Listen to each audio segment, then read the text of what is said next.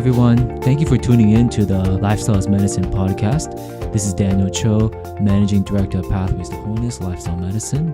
And I'm here with Dr. George Cho, our Medical Director. And in this episode, we're continuing our series on weight loss, a lifestyle medicine approach to weight loss. And specifically, we're going to focus on exercise and its role in weight loss, and then finish off the episode by looking at lessons on how to keep the weight off.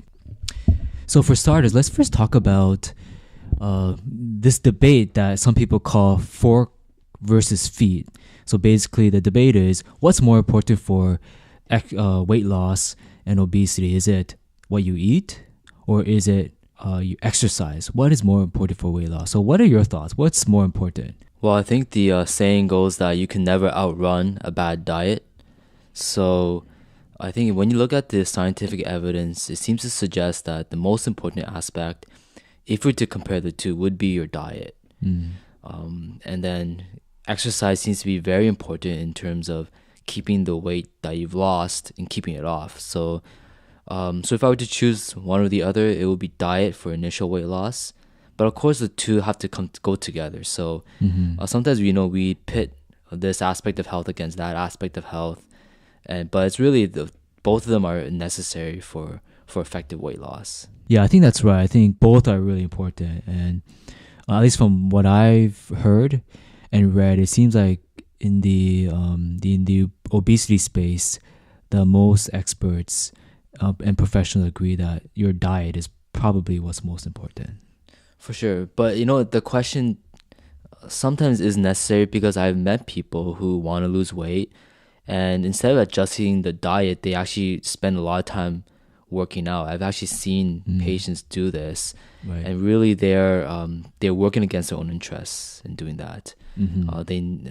Dietary change is an absolute must. And I refer our listeners to the first two talks in this little series we have going on weight loss to learn tips on how to effectively manage the diet to lose weight. Great. So let's dive in here.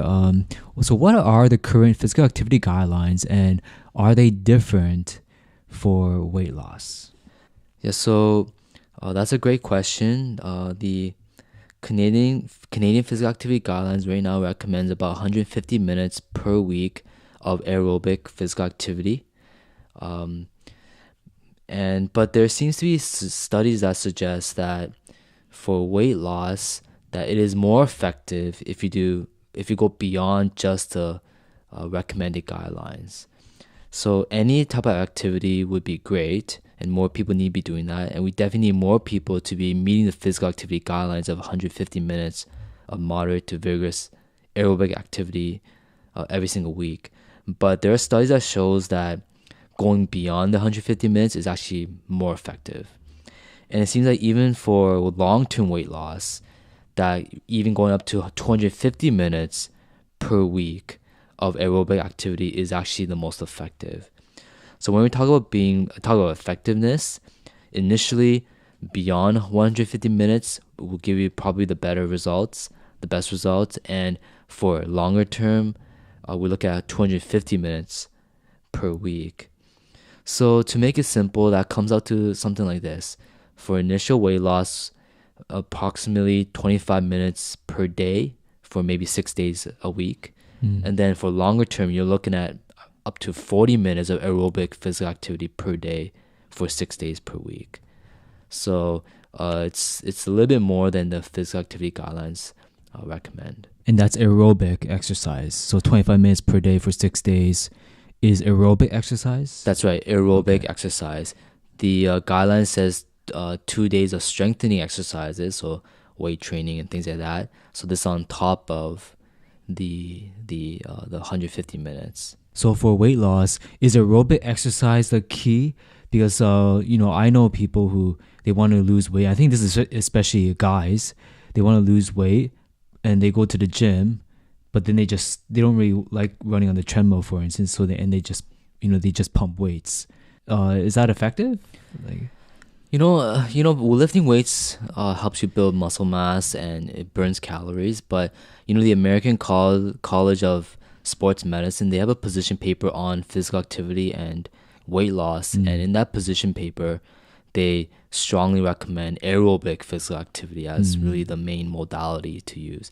And for our listeners, the American College of Sports Medicine is one of the leading scientific bodies for exercise research on the planet. And so they're recommending aerobic physical activity. And I'm glad you brought that up, Daniel, because there's a lot of people who seem to right now kind of shy away from aerobic physical activity. Even from people who seem to be well informed, they say, oh, you have to do resistance training, there's no point in running and things like that. But I don't really think that holds up to scrutiny. Does it mean that we have to run marathons and things like that? No, absolutely not. Does it mean that we should stop lifting weights? No, absolutely not. But to neglect aerobic activities when you try to lose weight, that seems less than optimal. So when you say 25 minutes, 40 minutes of aerobic, this is moderate to vigorous. So what is moderate to vigorous? Help us understand. Is that moderate is it gets the heart rate going up and makes you sweat a little bit. Vigorous is you're kind of out of breath at the end of it, and then you're sweating a lot. So that's that's a rough way to kind of put it. So like brisk walking might be moderate for many people, but jogging would be considered vigorous. Okay. If you go for a 25-minute jog, you'd hope that you'd be quite tired at the end of that, right? And you're definitely going to be sweating. So that'd be considered vigorous. Biking is actually considered light to moderate, actually, depending on the terrain. But biking is a little bit easier, right? So that's actually light to moderate, depending on how fast you're going, how vigorous it is. But brisk walking would be moderate. Brisk walking, okay. Yeah. So we might be wading into some controversial terrain here with this question, but I hear oftentimes people say the best exercise for weight loss is just walking. It's kind of like a stroll. Would you agree with that? It kind of seems to contradict or be contrary to what you're saying in terms of moderate versus vigorous. Yeah, a lot of people say, walking is the best exercise. Maybe for some people, but definitely if you're just taking a stroll 30 minutes every day, I mean, that's great, right? Less sedentary time is awesome. Sure. But when we talk about weight loss, doesn't seem like it's going to cut it. And when we talk about meeting the physical activity guidelines, you want to be at least doing a very brisk power type of walking. Okay. Yeah. Now, would you say that light walking is a good starting point? For sure. Yeah. Light walking, any activity really is a good starting point.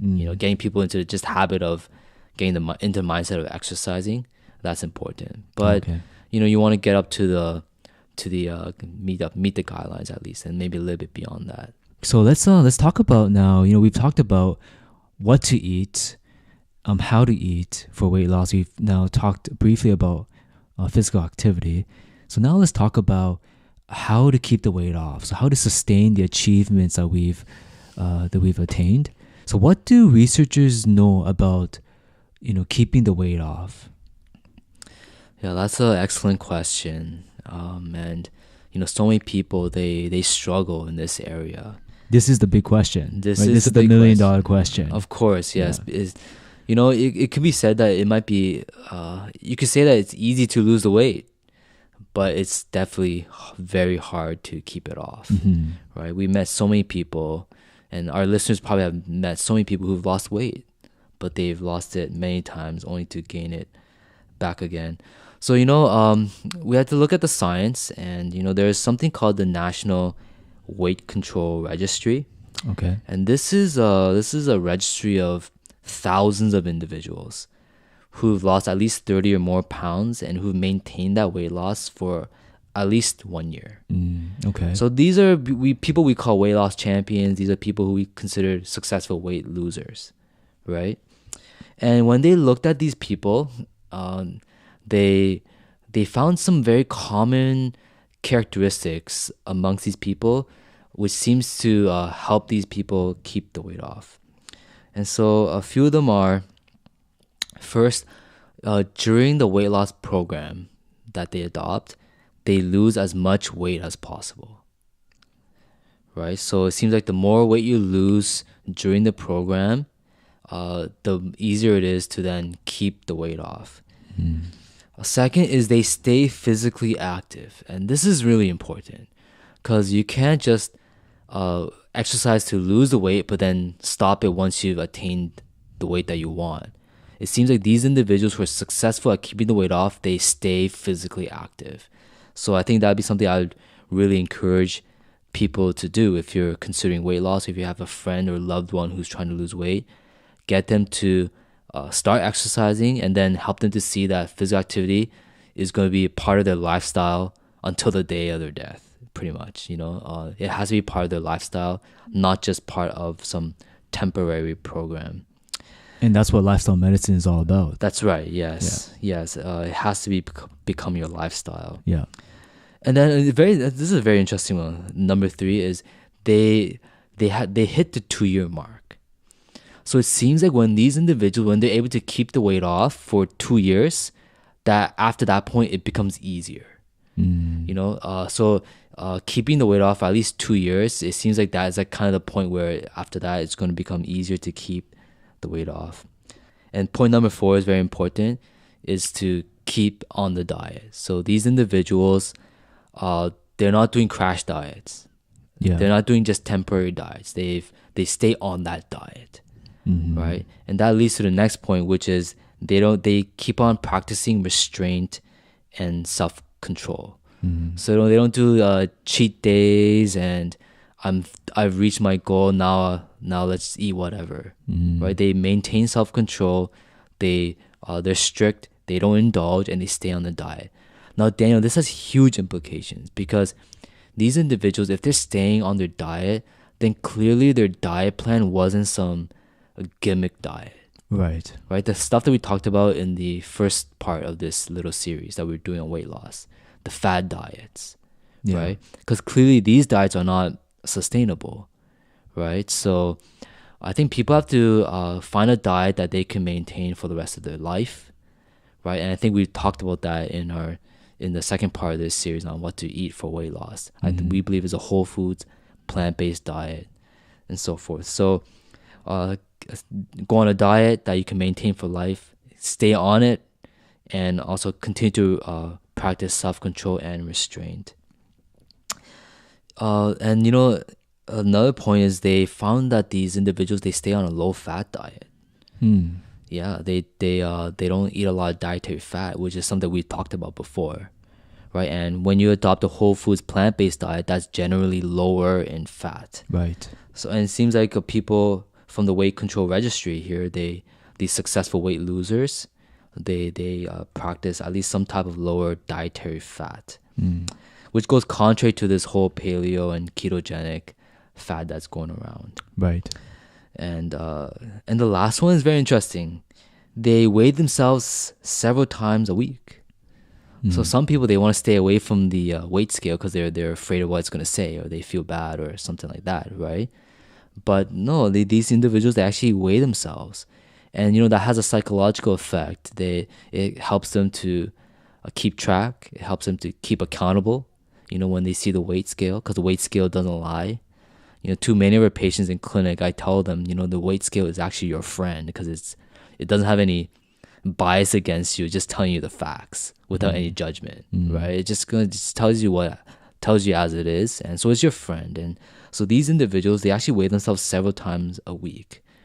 And there are studies, they actually studied whether weighing yourself daily and several times a week, whether that would actually have a negative impact on your psychology, so whether that would make you depressed, anxious, and so forth. They actually found that that's actually not the case. So I would encourage people to follow those few things. Lose as much weight as possible, stay physically active, make physical activity a part of your lifestyle, keep on the diet, practice self-control. Self-control is going to be a part of your life. Lower fat type of diet, weigh yourself regularly, and try to hit that 2-year mark.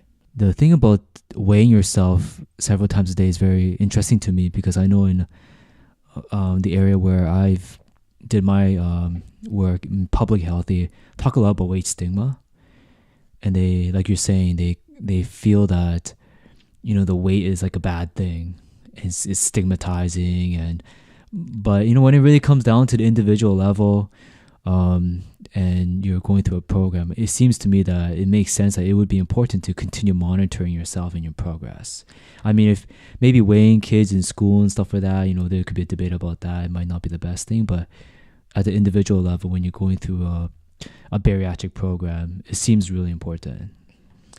Yeah, you take all sorts of measurements for all different types of conditions, right? Blood sugar, whatever, right? And so the same with weight. You have to monitor that continuously. Yeah. The scale is not like a bad word. Sometimes I feel when you listen to people, they're like, oh, the weight scale is bad. It's almost like, you can't use images of weight scales and all this thing. But when you're going through it, it's actually your friend, like you're saying. Yes, I would see it as the same way as saying that taking your blood sugars is bad. No, it's not. The glucometer is not bad. It's just there to tell you what your blood sugar is. Right. So the weight scale, it has no feelings. It has no bias. It's there to just tell you what the truth is. Right. And that's very important. We need to know what the truth is. Right. And we need to know whether we're progressing. That's a huge motivator as well when we see that we're progressing. Right. So I think that's a little bit misguided to say that the weight scale is bad, to shy away from it. I think no. To demonize it. No, Yeah. we need to be weighing ourselves. Yes. So let's quickly recap here. So in our 3 episodes so far, we've talked about a few things. So number 1, it's really important to eat a whole foods, plant-based diet. It also looks like eating a big breakfast, a lunch, and is ideal. So 2 meals a day. If needed, a very, very small evening snack. Let's say it's good to space meals, maybe 5 to 6 hours apart. So some sort of intermittent fasting, I would say, right? That's right, yep.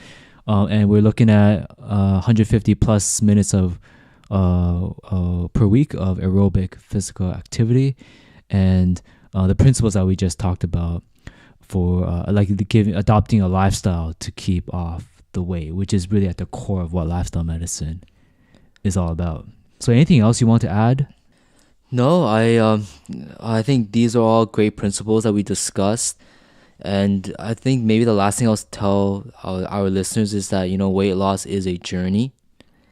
What I tell people is that for many people, it took months and most likely years to gain the weight, right? Because you adopt a certain lifestyle that's promoted that in most cases. And so in order to get back to a more healthier weight, it's going to be a process, and you have to go with the process. There might be some days where you felt weak and you yielded to some type of indulgence, so you kind of got off the track, but that's okay because there's always tomorrow and the next week and so forth. So it's gonna be a battle, but I think the direction that you're going is really important, not just one failure, one success, then another failure. Letting these little things distract you or take you down, that's not really the healthiest way to do it. It's your direction. Great. So in our next episode, we'll be joined by an individual who went on a weight loss journey and who adopted many of the principles that we discussed here. So he'll be sharing with us his journey and how adopting the principles of lifestyle medicine really helped him to lose weight in a healthy and sustainable way. So we hope you'll tune in for that. Thank you so much for tuning into this episode. As always, please leave us a review or a comment on Apple Podcast. And please do share this episode and the podcast with any friends or family you think could benefit from lifestyle medicine. So you've been listening to the Lifestyle is Medicine podcast. Thank you so much for tuning in. See you next time.